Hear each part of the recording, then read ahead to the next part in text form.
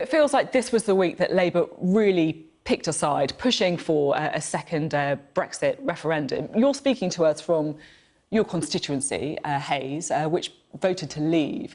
So my question to you is, why should your constituents who voted out at the referendum really have the confidence to vote in other elections if they feel that their vote could just be ignored? Well, remember what we're doing at the moment. We're abiding by, first of all, our manifesto commitment. We said we'd respect the referendum, but we also said we wouldn't allow Theresa May to take us out of Europe with a reckless deal, and we would not support no deal. So what we're doing is exactly as our party conference unanimously decided. We're still arguing for our proposal, which is a deal we think can protect jobs in the economy, and we're still arguing if that doesn't go through, we should have a general election. But we've recognised that actually, if we have to block no deal and to block a bad deal, well, we'll have to go back to the people themselves. And with my constituents, I think they'll understand that because we can't allow a no deal or a bad deal to go through. That will affect their jobs and undermine our economy. But we've been forced into this by Theresa May delaying, running down the clock and not coming up with a compromise that we could all support. I know that you're saying that this is the natural progression from that conference motion, but at the same time, you are now pushing for a second referendum. You want to put down an amendment in Parliament for MPs to actually vote for it. And you yourself have come on a bit of a journey on this, haven't you? Because in 2016, you said in a speech that Labour must not push for a second vote. To do so would put us against the majority will of the British people and on the side of certain corporate elites. Yeah.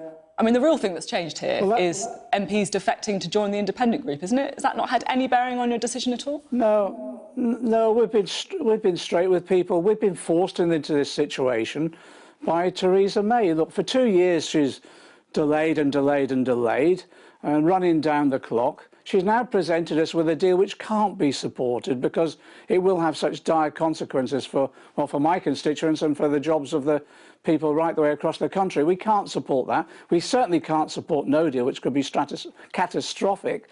So therefore, we're saying, look, we've got a deal that we think could protect jobs in the economy, which we saw only 2 weeks ago the European Union representatives were keen to negotiate with us on. So therefore, we'll still be pushing for that, but we respect the view that if we can't get that, well, we will have to break the logjam by going back to the people. It's not what we want, but it's what we've been forced into. You say that you've been forced into it, but I just wonder, I mean, you're someone who looks at these figures all the time, but I just wonder what impact this will have on the next election. Because if you look at the hard facts from the last election we had, of the 45 seats in England and Wales that Labour needs to win to get a majority, 35 voted leave, and 16 of Labour's 20 most vulnerable seats also backed Brexit. So by trying to keep the membership together, to keep the party together, are you throwing away the next election? Do you know, there's something beyond electoral calculations, and it's the interest of the country. It's the people's jobs, it's their livelihoods, it's the long-term future of our economy. And we, you know, as politicians now, I think we've got to stand up and put the interests of the country first. And actually, yes, you could look at party advantage, but that isn't where we're at the moment. Where we're at is saying that well, it may well be, but we've got to be honest with people.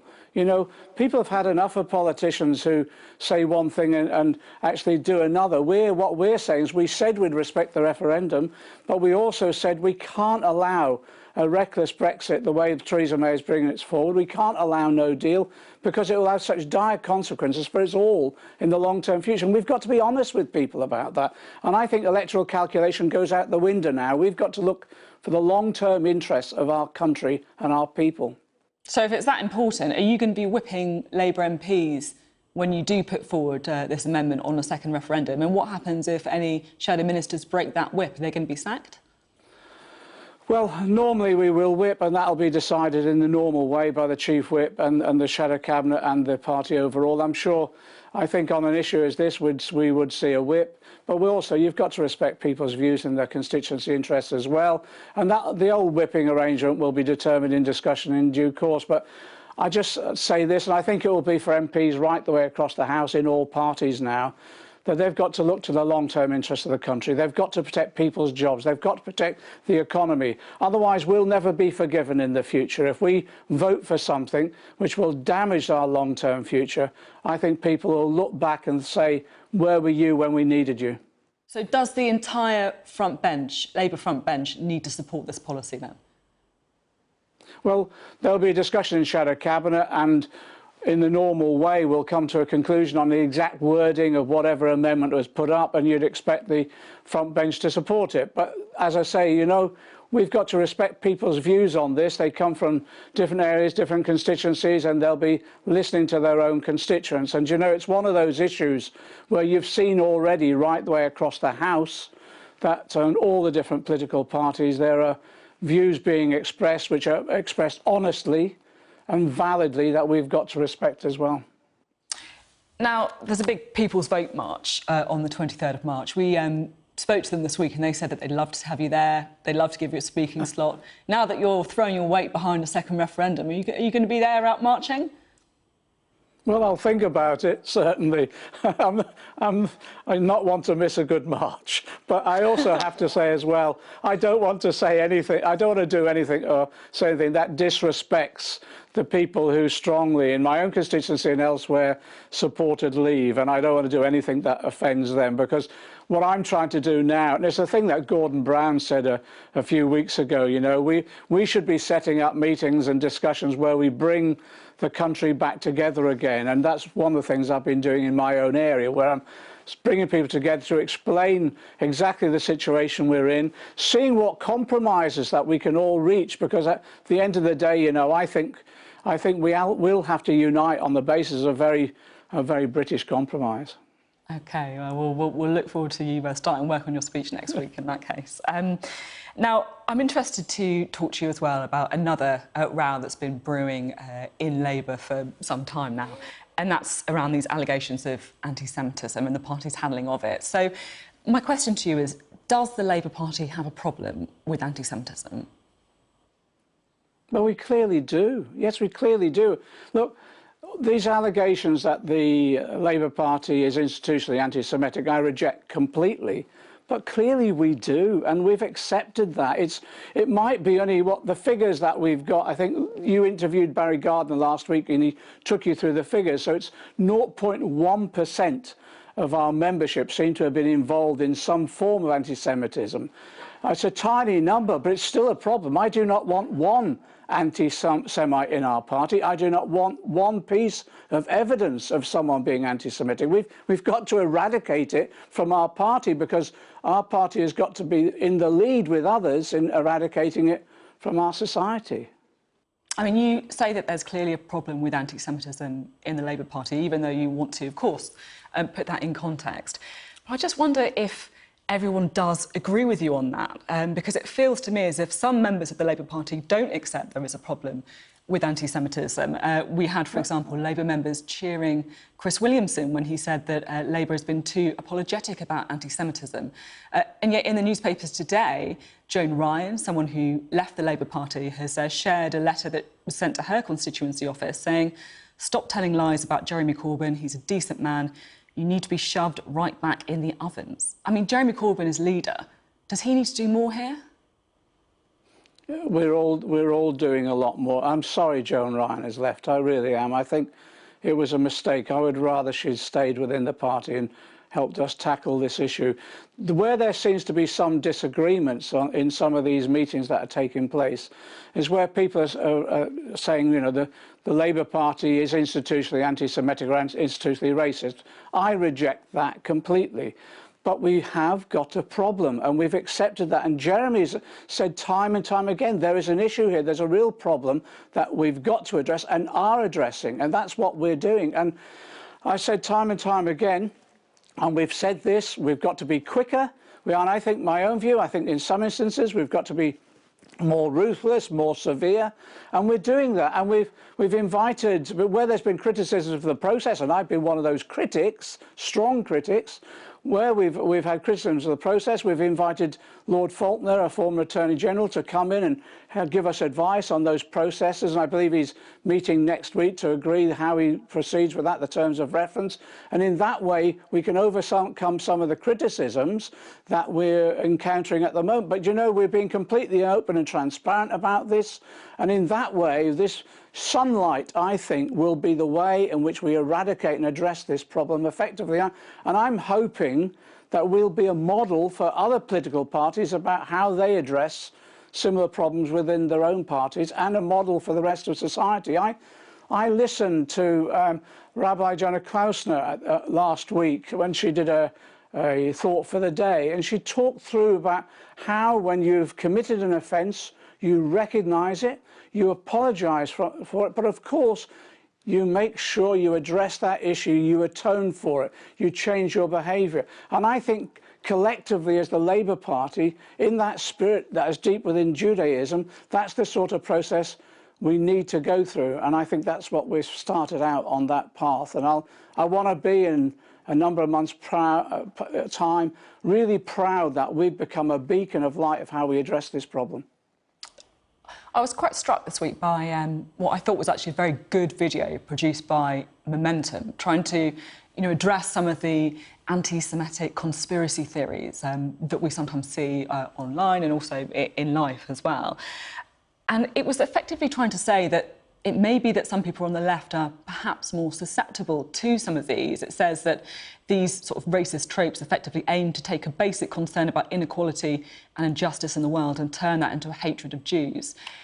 Do you think that some on the left have a bit of a blind spot when it does come to racism against Jews?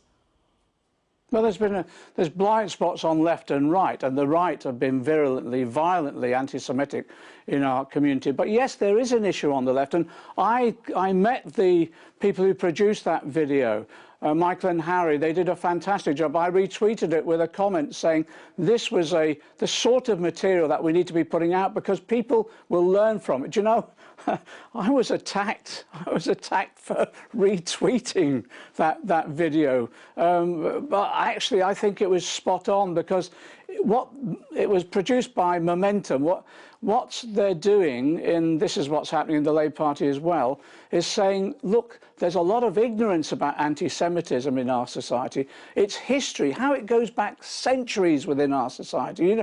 We were the first country that expelled all Jews from this country in the medieval period. And if you look at what's happened right the way across Europe, the pogroms, etc., it is deep within our society. Unless we understand its history and its incidences, we will not be able to eradicate it. So that video, it was a short video, I thought really well done. It just demonstrated the sort of levels of conspiracy theories that go around and are associated with anti-Semitism that we should all learn from, and actually how you understand some of the language that has been used as well.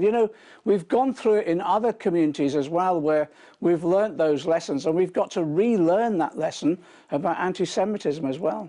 So why do you think then that people who buy into some of these historic conspiracy theories are joining Labour now? Well, we've expanded to over 500,000 members, so we're a much bigger party now, so we'll reflect the rest of society. And what that means is, if we reflect the whole of society, we will also reflect some of the elements within society that we find, just intolerable. So in that way, you've always got to be in a situation where, with whatever organisation you're in, especially if you're in a mass organisation... Some of these people are being drawn to Labour. No, I think it's across all parties. If you look at the recent reports about the extent of anti-Semitism, actually, in recent reports, it's actually said it's more within the right than it is in the left. But I'm not interested in arguing that point, because I want to ensure that within the Labour Party, as a mass movement now, anti-Semitism is eradicated, no matter how small it is. Even if there was one anti-Semite, it doesn't matter. Okay. It's still offensive. We've got to eradicate it, and we will. We're on that path, and we're learning. Well, we're learning some hard lessons about how you do it as well. But at the end of the day, as I say, we'll learn these lessons. We'll eradicate anti-Semitism in the Labour Party. We'll play our role within society, and I'll be proud we've done it. Now, just finally, I did want to talk to you about the Deputy Leader, Tom Watson, who has decided to try and set up what he's referring to as a social democratic group of Labour backbenchers to try and look at different policies to broaden the party's appeal. Is that a party within a party? No, no. Look, we have different groups within the Labour Party. We have the Socialist Campaign Group, which I used to chair. We have the Tribune Group, Progress, and so Tom's bringing other people together. He has a perfect right to do that. That's fair enough. And we need as much policy debate as we possibly can. I welcome that. We are a pluralist, broad church, and let's welcome that. You know, Jeremy Corbyn has launched this whole series of seminars and discussion groups within the Parliamentary Labour Party because he's saying, look, we've got to be prepared for the next election. We've got to be ready to develop and produce a new manifesto. So he's organising a whole series of discussion groups and bringing the Parliamentary Labour Party in, and also, of course, our party membership. So, no, I welcome what Tom is doing. I welcome the discussions that are taking place across all those different groups. We're a broad church, and, you know, when it comes down to it, when it comes down to a general election, as we did last time, we'll unite around, well, last time was a radical manifesto that was incredibly successful, and we'll do that again, and Tom will play his part.